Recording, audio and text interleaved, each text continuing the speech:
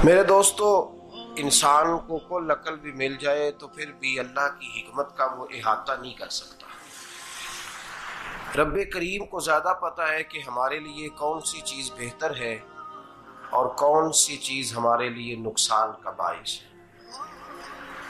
अल्लाह तबारक व तआला की हिकमत ये चाहती है कि मेरे बंदे परेशान ना हो। रब ये चाहता है कि मेरे बंदे किसी जगह पे भी दिक्कत और परेशानी का शिकार ना हो। तो अल्लाह तबारक व तआला ने राह एतदाल इख्तियार करने का हुक्म इरशाद फरमाया कि तुम एतदाल के रस्तों पे चलो, मोतदल जिंदगी गुजारो, अफरातो तफरीद से बचो। आज जिस माशरे में हम वक्त गुजार रहे हैं, इस माशरे में हम इस बात को समझने से कासिर हैं कि असल हमारा मसला क्या है। हमारा असल जो मसला है उसकी शनाख्त हमें कैसे होगी और हम फिर उस तक रसाई किस अंदाज में हासिल कर पाएंगे। हम हमेशा अपनी आमदन बढ़ाने के चक्कर में रहते हैं। एक काम और शुरू कर लें, पार्ट टाइम जॉब शुरू कर लें, कोई साइड बिजनेस उसका आगाज कर लें। हमारी जो दौड़ लगी हुई है वो लगी है काम बढ़ाने में, आमदन बढ़ाने में। हालांकि इस्लाम हमें ये कहता है कि तू आमदन बढ़ाने के चक्कर में ना पड़। असल बात यह है कि तू अपने खर्चे कंट्रोल कर। तंग इंसान वो नहीं होता जिसकी आमदन थोड़ी होती है। ये तवज्जो कीजिएगा मेरी बात, ये कीमती बात है और गुफ्तगू सारी का लुबे लुबाब है। तंग बंदा वो नहीं होता जिसकी आमदन थोड़ी होती है। असल परेशान वो होता है जिसके खर्चे ज्यादा होते हैं। और हमारा जो रोजमर्रा का नुकसान हो रहा है ना, वो आमदन के मामलात में नहीं हो रहा। बुनियादी नक्श जो वाक़या हो रहा है वो ये है कि हमारे अखराजात ज्यादा, और वो अखराजात किसी और ने नहीं बढ़ाए। वो खर्चे हमने खुद बढ़ा लिए हैं और अब हमें उसका नुकसान भुगतना पड़ रहा है। और अगर आप सही मानों में टटोलें तो जो बहुत अमीर लोग हैं वो तो उन खर्चों से बच गए। मैंने बहुत सारे ऐसे खत्मात में शिरकत की है। मैं बहुत सारी ऐसी जगहों पे गया हूं कि जहां लोगों ने बड़ा मुख्तसर सा खत्म दिलाया है तो हो गया है खत्म। खत्म के मामले में कब किसी ने पाबंदी लगाई है कि उसमें 200 आदमी शरीक होगा तो तब ये साले सवाब सही हो सकेगा? कौन कहता है? या शादी के मौके पर अगर सारे बहन भाइयों को न बुलाया गया तो मेरी शादी पाया तकमील तक नहीं पहुंचेगी, इसमें बरकत नहीं होगी। ये किसने फतवा दिया है?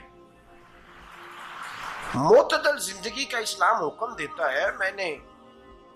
मैं पढ़ रहा था कि एक बहुत बड़ा सदर है, गालबन सूडान के सदर की बात हो रही थी, तो अपने बेटे की बारात लेके गया तो 4 लोग गए हैं बारात और 15 लोगों का उसने एहतमाम किया अपने घर में खाना खाने का। तो क्या शादी हो गई कि रुक गई? तो भाई राग अलापना इस बात का कि बड़ी परेशानी है, कोई साइड बिजनेस शुरू किया जाए फलान जगह फलान जगह फलान जगह। तो असल मामला ये है कि पहले एक बंदा कमाता है तो फिर भी घर ही चलता है, फिर बड़ा बेटा साथ शामिल होता है तो फिर भी घर ही चलता है, फिर मंझला बेटा शामिल होता है तो फिर भी घर ही चलता है। जो रोना दादाजी रोया करते थे कि बड़ी मुसीबत है, बड़ी मुश्किल है, गाँव में रह अकेले होते थे और वो 5 बच्चों को और 4 बच्चियों को वो पालते थे। तो जो वहां परेशानी थी वही आज परेशानी शहर में आकर पढ़ लिख कर मोटी तनख्वाह लेकर वही परेशानी हमें है। तो मैं जिस नतीजे पे पहुंचा हूं इसको पढ़ के, कुरान मजीद की चंद आयात को देखकर और इस मफहूम की जो हदीसें कुतुब हदीस में पाई जाती हैं और हमारे बुजुर्गों ने हमें जो मिजाज इस हवाले से दिया है, मैं इस नतीजे पे पहुंचा हूं कि मसला आमदन का नहीं, मसला खर्चे का है।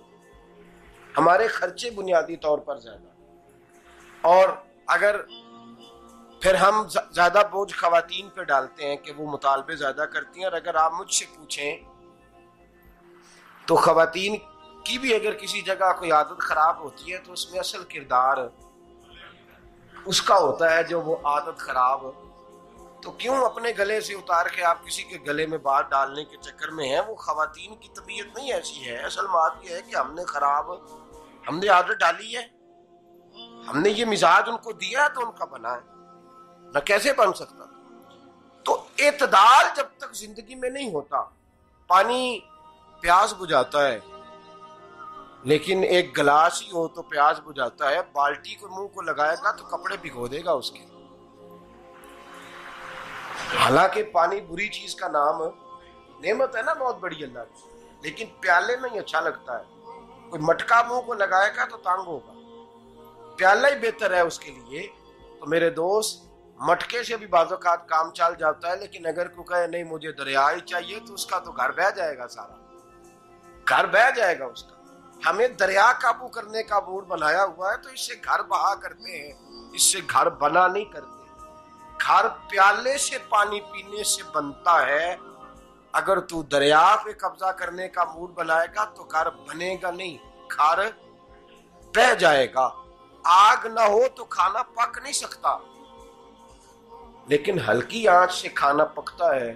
और अगर आंच तेज कर दी जाए तो जी, करीने क्यास बात कर रहा हूं मैं, अकल से मावरा नहीं कर रहा। करीने क्यास समझाने के लिए मिसालें दे रहा हूं।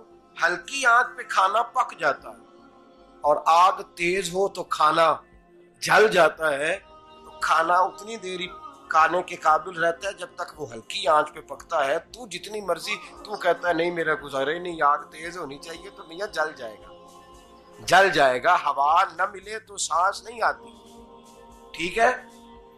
ऑक्सीजन ना हो तो सांस है, हवा ना चले तो गुजारा नहीं होता। लेकिन अगर तेज चले ना,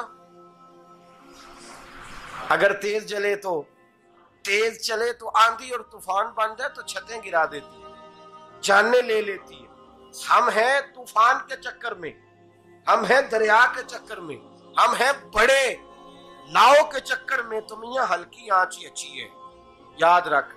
और एक गिलास पानी का एतदाल से मिलता रहे तो वही मिलता रहे, जरूरत के वक्त वही बेहतर है। तू पूरे दरिया पे कब्जा करने का प्रोग्राम ना बना, तंग हो जाएगा। और मेरे अजीज याद रख, हवा सांस लेने के मुताबिक मिले तो वो अच्छी है, जो सांस बंद करने पे आ जाए वो हवा अच्छी। हमने चक्कर चला लिया है कि ज्यादा पैसा, रातों रात पैसा, लंबा पैसा, ये प्लाट भी मेरा, वो प्लाट भी मेरा, गुजरांवाला भी, गुजरात भी, लाला मूसा खाड़ी और पिंडी तक जहां मैं जाऊं मेरे नाम की तख्तियां लगी हुई होनी चाहिए। इस्लाम मना